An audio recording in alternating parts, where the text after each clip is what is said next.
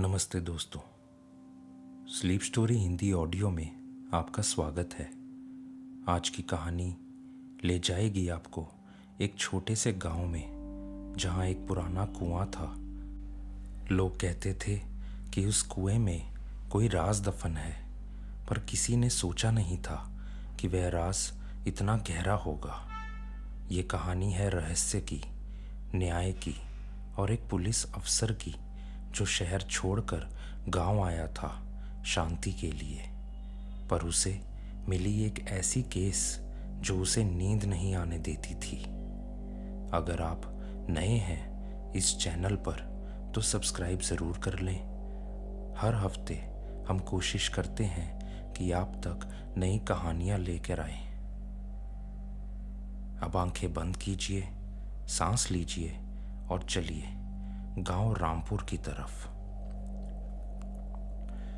साल था 2019। मई की गर्मी। उत्तर प्रदेश के एक छोटे से गांव रामपुर में पुलिस इंस्पेक्टर विक्रम सिंह अपनी पोस्टिंग पर आया था। विक्रम की उम्र थी 38 साल। पिछले 15 साल दिल्ली, मुंबई, लखनऊ बड़े शहरों में बड़े केस, मर्डर, डकैती और गैंग वॉर्स उसने सब देखा था। पर पिछले साल एक बड़े केस में उसे गोली लगी थी। बच गया, पर मन टूट गया था। डॉक्टर ने कहा था आपको शांत जगह चाहिए जहां स्ट्रेस कम हो। तो विक्रम ने ट्रांसफर ले लिया रामपुर, जहां गुनाह की स्पेलिंग भी गलत लिखी जाती हो। उसने ऐसा सोचा था, पर वो गलत था। पहले दिन जब विक्रम पुलिस चौकी पहुंचा तो वहां सिर्फ 2 कांस्टेबल थे और एक बूढ़ा हेड कांस्टेबल रामू काका। रामू काका ने मुस्कुराते हुए कहा, सर, यहाँ कुछ नहीं होता, बस कभी कभी भैंस चोरी हो जाती है, वो भी अगले गांव वाले कर जाते हैं। विक्रम ने राहत की सांस ली। अच्छा है, शांति मिलेगी। पहले 3 दिन ऐसे ही बीते। सुबह चौकी आना, दोपहर में गांव घूमना, शाम को चाय पीना। विक्रम को लगा कि शायद ये डिसीजन सही था। चौथे दिन सुबह 6 बजे रामू काका भागते हुए आए। सर, सर, बड़ी मुसीबत हो गई। क्या हुआ? मनोज गायब हो गया। मनोज गांव का एक किसान, 35 साल का, पत्नी और 2 बच्चे। विक्रम ने पूछा, कब से? कल रात से। उसकी पत्नी सुमन बहुत रो रही है। कहती है कि मनोज रात को खेत पर गया था पानी देने, वापस नहीं आया।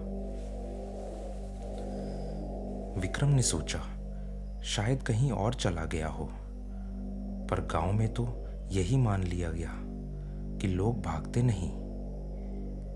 वो मनोज के घर गए। छोटा सा कच्चा मकान। सुमन रो रही थी। पड़ोसी औरतें उसे संभाल रही थी। बहन जी, शांत हो जाइए, विक्रम ने कहा। बताइए क्या हुआ? सुमन ने रुक रुक कर बताया। मनोज रात 9 बजे खेत गया था। उसने कहा था कि घंटे भर में लौट आएगा, पर वो नहीं लौटा। सुबह जब सुमन खुद खेत गई तो वहां मनोज नहीं था, बस उसकी चप्पलें पड़ी थी कुएं के पास। विक्रम ने पूछा, कुआं? रामू काका बोले, हाँ साहब, गांव का पुराना कुआं। अब उसे कोई इस्तेमाल नहीं करता, सूखा पड़ा है। विक्रम को कुछ अटपटा लगा। चलिए खेत देखते हैं। खेत गांव के किनारे था और उसके पास ही था वो कुआं। जब विक्रम वहां पहुंचा तो उसे अजीब लगा। कुआं बहुत पुराना था, पत्थरों से बना, चारों तरफ झाड़ियां, मानो सालों से किसी ने ध्यान नहीं दिया। चप्पलें वहीं पड़ी थी, मनोज की। विक्रम ने कुएं में झांका। अंधेरा, गहरा। नीचे पानी नहीं था, बस कीचड़ और पत्थर। रामू काका, ये कुआं कब से सूखा है? साहब, 20 साल हो गए। जब से गांव में बोरवेल आए हैं, तब से कोई यहां नहीं आता। तो मनोज यहां क्यों आया? रामू काका ने कंधे उचकाए। पता नहीं साहब। विक्रम ने चारों तरफ देखा। जमीन पर पैरों के निशान थे, मनोज के। वे कुएं की तरफ जाते थे, पर वापस नहीं आ रहे थे। क्या मनोज कुएं में गिर सकता है? एक गांव वाला बोला। नहीं साहब, कुआं तो बंद था, ऊपर लकड़ी के पाट रखे थे। विक्रम ने देखा, सच में कुएं के ऊपर भारी लकड़ी के पाट रखे थे, पर एक तरफ से वे खिसके हुए थे, जैसे किसी ने हटाया हो। ये किसने हटाए? सब चुप, किसी को नहीं पता। विक्रम का दिमाग चलने लगा। अगर मनोज यहां था और अब नहीं है, तो इसमें 3 ही चीजें हो सकती हैं। पहला, वो भाग गया, पर चप्पलें क्यों छोड़ी? दूसरा, किसी ने उसे ले जाया, पर स्ट्रगल के कोई भी निशान नहीं है। और तीसरा, वो कुएं में है। पर क्यों होगा वो कुएं में? रामू काका, कुएं में उतरना होगा। रामू काका का चेहरा सफेद हो गया। साहब, वो क्या? साहब, लोग कहते हैं इस कुएं में भूत रहता है। विक्रम ने आंखें घुमाई। भूत? सच में? सच साहब, 20 साल पहले भी एक आदमी गायब हुआ था इसी कुएं के पास। कौन था वो? रामलाल, गांव का साहूकार, बहुत पैसे वाला। एक रात वो भी आया था और फिर यहां पर कभी नहीं दिखा। पुलिस को बताया था? हाँ साहब, तब के इंस्पेक्टर ने बहुत सर्च किया, पर कुछ नहीं मिला। केस बंद हो गया। विक्रम को पक्का लगा कि कुछ गड़बड़ है। 2 लोग, 20 साल का गैप, दोनों इसी कुएं के पास गायब। विक्रम बोला, रोप लाओ, मैं नीचे उतरता हूं। गांव वालों ने मना किया। साहब, खतरनाक है। पर विक्रम नहीं माना। उसने अपनी टॉर्च ली, रस्सी बांधी और धीरे धीरे कुएं में उतरने लगा। अंदर बहुत अंधेरा था, ठंडक थी, अजीब सी, जैसे हवा भी रुकी हुई हो। जैसे जैसे वह नीचे गया, उसे दीवारों पर कुछ निशान दिखे, खरोंचे, जैसे किसी ने नाखूनों से खुरचा हो। नीचे पहुंचा तो कीचड़ था, पत्थर थे और एक हड्डी। विक्रम का दिल धड़का। उसने टॉर्च की रोशनी उस पर डाली। इंसान की हड्डी, खोपड़ी। रामू काका, उसने ऊपर चिल्लाकर कहा, फॉरेंसिक टीम बुलाओ यहां, यहां एक बॉडी है। अगले 2 दिन में फॉरेंसिक टीम आई। कुएं से निकला सिर्फ एक नहीं, बल्कि 2 स्केलेटन्स। पोस्टमार्टम रिपोर्ट आई। पहली स्केलेटन 20 से 25 साल पुरानी, शायद रामलाल की। दूसरी स्केलेटन 6 से 8 महीने पुरानी। विक्रम हैरान रह गया। 6 से 8 महीने?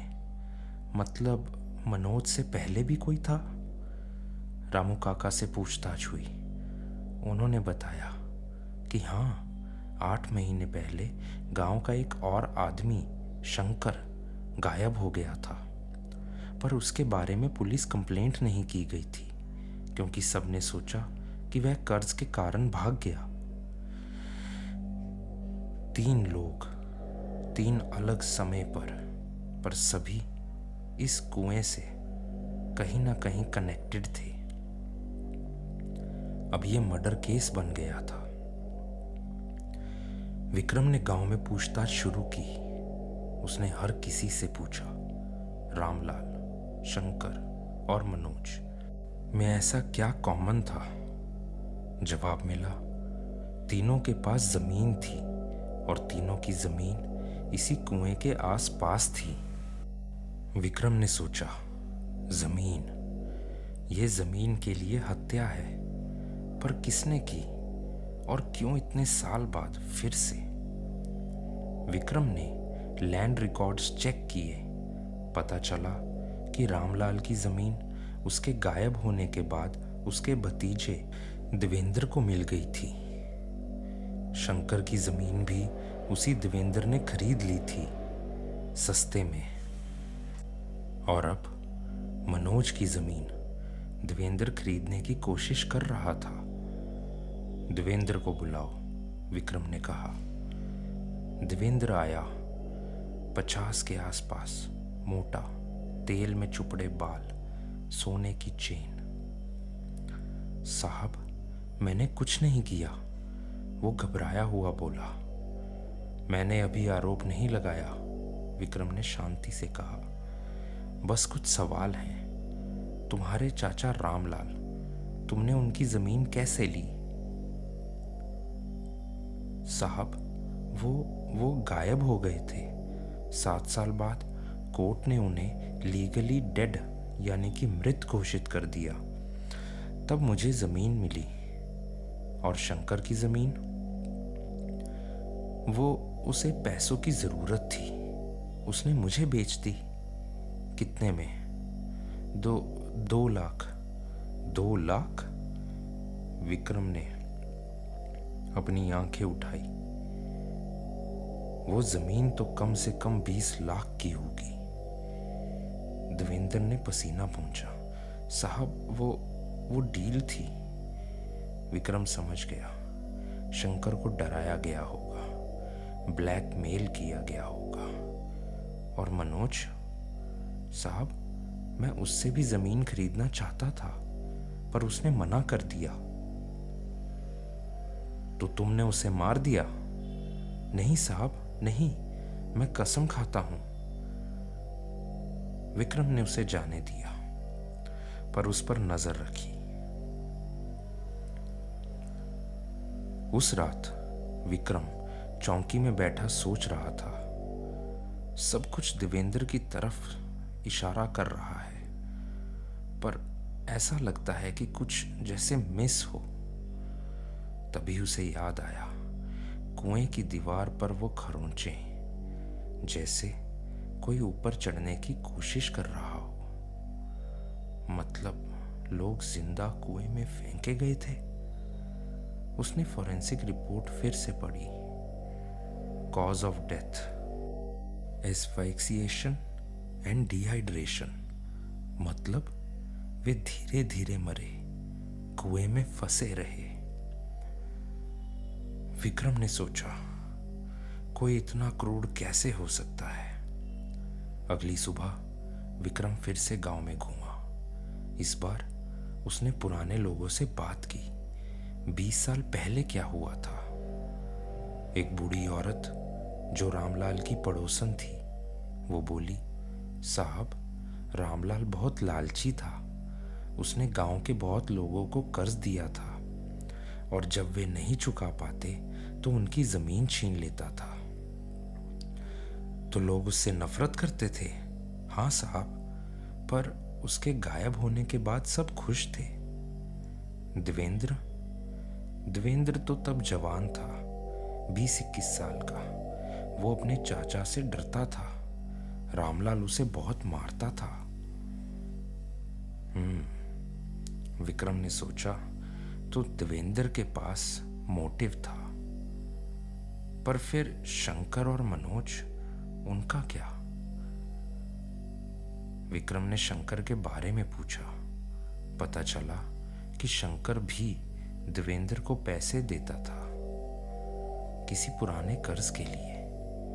और मनोज ने हाल ही में देवेंद्र से झगड़ा किया था क्योंकि देवेंद्र उसकी जमीन हथियाना चाहता था।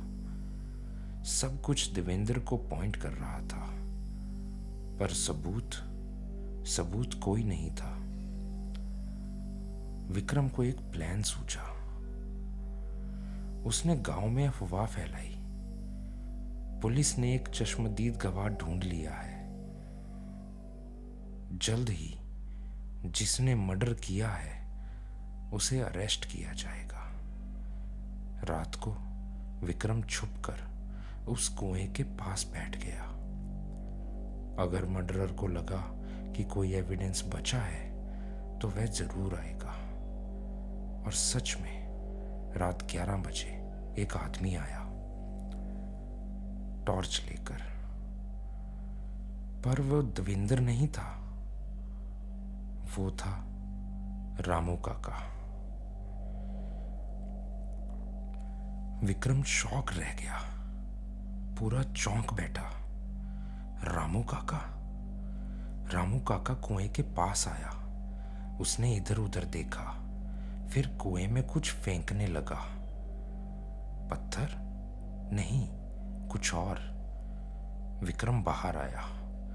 रामू काका चौंक गया। साहब, आप यहां? मैं पूछूं, आप यहां क्या कर रहे हैं? रामू काका का चेहरा पीला पड़ गया। साहब, वो विक्रम ने टॉर्च की रोशनी उस पर डाली। रामू काका के हाथ में एक पुराना मोबाइल फोन था। ये फोन मनोज का है? रामू काका रोने लगा।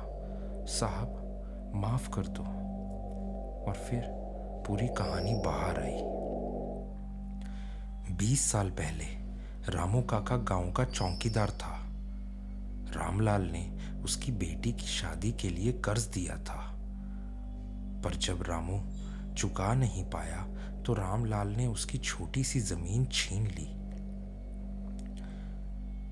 रामू ने भीख मांगी, गिड़गिड़ाया, पर रामलाल ने नहीं सुना। एक रात रामू ने रामलाल को बुलाया, कहा कि उसे जमीन में कुछ खजाना मिला है। रामलाल लालची था तो आ गया। रामू ने उसे धक्का दे दिया कुएं में। रामलाल चिल्लाया, रोया, मदद मांगी, पर रामू ने कुएं के ऊपर पाट लगा दिए और रामलाल धीरे धीरे मर गया। रामू को लगा कि उसकी बेटी की शादी हो जाएगी, सब ठीक हो जाएगा, पर गिल्ट ने उसे खाना शुरू किया। हर रात उसे रामलाल की चीखें सुनाई देती। फिर 8 महीने पहले शंकर ने रामू को देख लिया। उस रात जब रामू कुएं के पास आया था, रो रहा था, माफी मांग रहा था मरे हुए रामलाल से। शंकर ने उसे ब्लैकमेल शुरू कर दिया। पैसे दो, नहीं तो पुलिस को बता दूंगा। रामू के पास पैसे नहीं थे तो उसने वही किया जो 20 साल पहले किया था। शंकर को भी कुएं में फेंक दिया। और फिर मनोज ने भी कुछ शक कर लिया था। उसने रामू से पूछा कि क्यों वो हर महीने कुएं के पास आता है। रामू को डर लगा। उसने मनोज को भी बुलाया और वही किया जो अब तक करता आया था। रामू रो रहा था। मैं जानवर बन गया साहब। मैंने सोचा था कि एक गलती को छुपाऊंगा, पर एक गलती 3 मर्डर्स करवा चुकी है मुझसे। विक्रम ने रामू को अरेस्ट किया। कोर्ट में रामू ने सब कुछ स्वीकार लिया। उसे उम्र कैद की सजा हुई। देवेंद्र वो निर्दोष निकला। बेशक वो लालची था, लोगों को डराता था, पर वो किसी का कत्ल नहीं कर सकता था। कुएं को हमेशा के लिए बंद कर दिया गया, सीमेंट से भर दिया गया। विक्रम रामपुर में रहा। गांव वालों ने उसे इज्जत दी, और हाँ, उसे शांति तो नहीं मिली, पर उसे एक बात समझ आई, शांति बाहर नहीं अंदर होती है, चाहे शहर हो या गांव। अगर दिल में कोई गिल्ट है, पाप है, तो शांति कहीं नहीं मिलती। तो दोस्तों, ये थी गांव के कुएं की कहानी। एक क्राइम जिसने 20 साल बाद अपना असली चेहरा दिखाया। अगर आपको ये कहानी पसंद आई तो लाइक ज़रूर करें। कमेंट्स में भी बताइएगा कि आपको कैसी लगी ये कहानी, जहाँ रामू काका क्रिमिनल हो सकते थे। क्या आपने ऐसा कुछ सोचा था? क्या आप भी सरप्राइज हुए? और दोस्तों, सब्सक्राइब करना भी मत भूलिएगा। हर हफ्ते हमारी यही कोशिश रहती है कि एक अच्छी और सुकून भरी कहानी आपके लिए लेकर आए। अब आंखें बंद कीजिए, वीडियो को चलने दीजिए। बैकग्राउंड में ये शांत संगीत आपको ले जाएगा सुकून की नींद में। अपनी सांसों को महसूस कीजिए धीरे धीरे। शुभ रात्रि दोस्तों। उम्मीद करता हूँ कि आपके सपने मीठे होंगे।